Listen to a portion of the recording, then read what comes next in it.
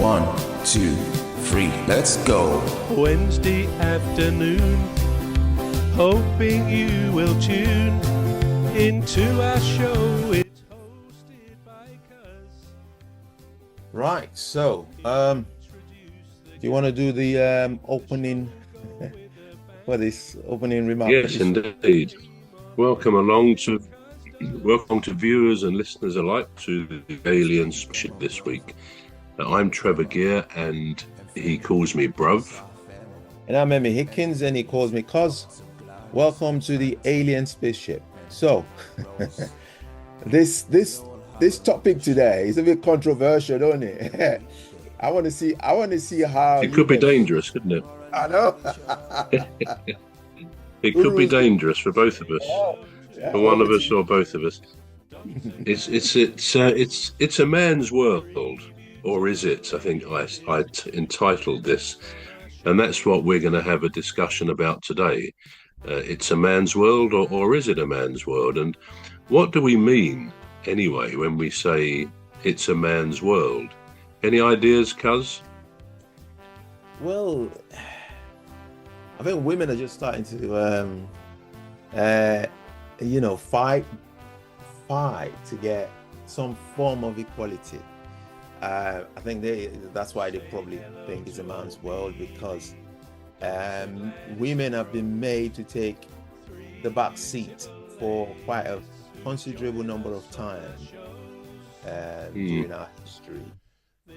So that's my opinion anyway. I think it's called a man's world. I think it's coined that way because men's been marginalizing the space that we exist in. Yeah. So you think it is a man's world in that sense? Oh, sorry, I misread the question. I don't think it's a man's world. All right, okay. No, you answered the question correctly. That's what I asked you. What do we mean by that? But do you think it's a man's world? Be careful what you say here. Be careful what you say. Up until the 2010s,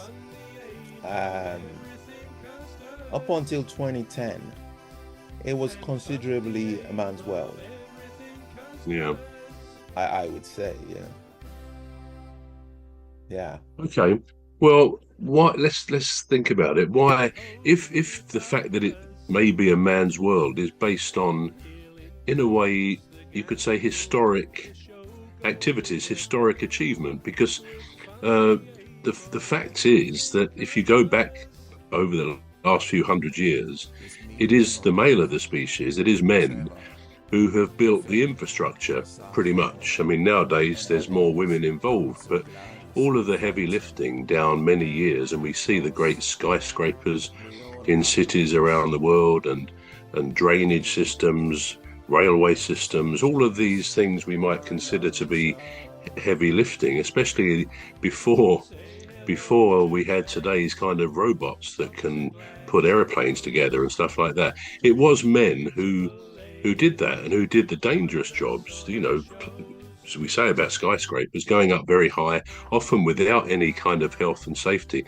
So it could be argued that given that men have shaped the infrastructure, then perhaps there was a subconscious bias, a slant towards things being catered properly for men and not women, not even deliberately, I don't think, but it's almost perhaps inevitable. I mean, perhaps one example, I don't know whether it's a good example, we could say is toilets, men's toilets and women's toilets.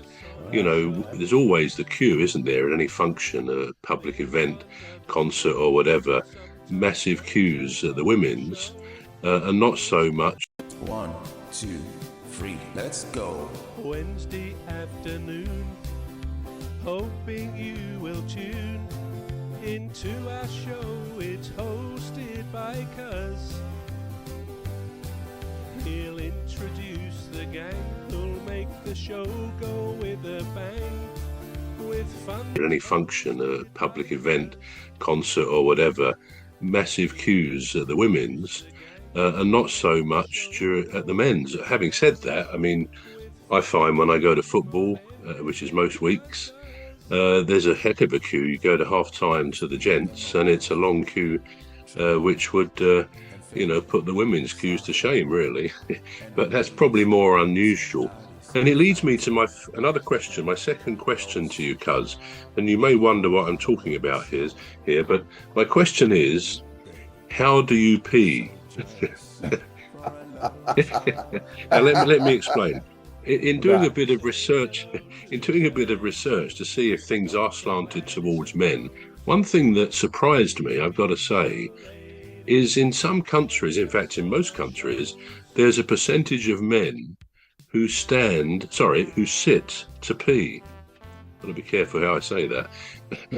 Percentages of men who sit to pee. Now, let me tell you, a lot of research has been done on this for some strange reason, but, well, again, maybe to focus on future designs of things, but in toilets. But in the country that has more men, percentage-wise, who say they usually sit down to pee is Germany.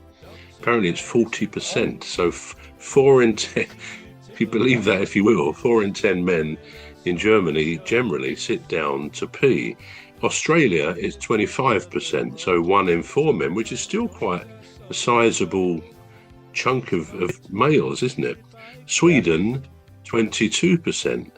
And Britain, I mean, there's lots of countries in between these statistics as well, but in Britain, apparently, it's 9%. So 1 in 10 or 11 of us actually generally sit down to pee.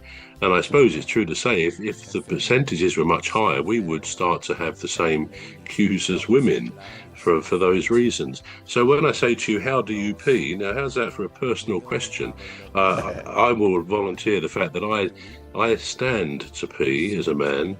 So I'll ask you what you do. How do you pee, Cuz? Assuming we're not cut off by the Podcast Association, how do you pee? I thought that was a bit of an unusual question, but these are great statistics, aren't they, that you've brought out? Yeah, they're real statistics. Yeah, I didn't know that there was anywhere in the world where men sit and pee. I didn't know that. Yeah. Well, I'm the same. I didn't know it either. Absolutely. All right. Wow, this is an eye opener. Yeah, so I pee like a man, standing. That sounds like a good song title, doesn't it? I pee like a man. I might work on that one. Well, so so that's one case though. More seriously, where we guys. 1, 2, 3, let's go. Wednesday afternoon, hoping you will tune into our show. It's hosted by Cuz. He'll introduce the gang who'll make the show go with a bang.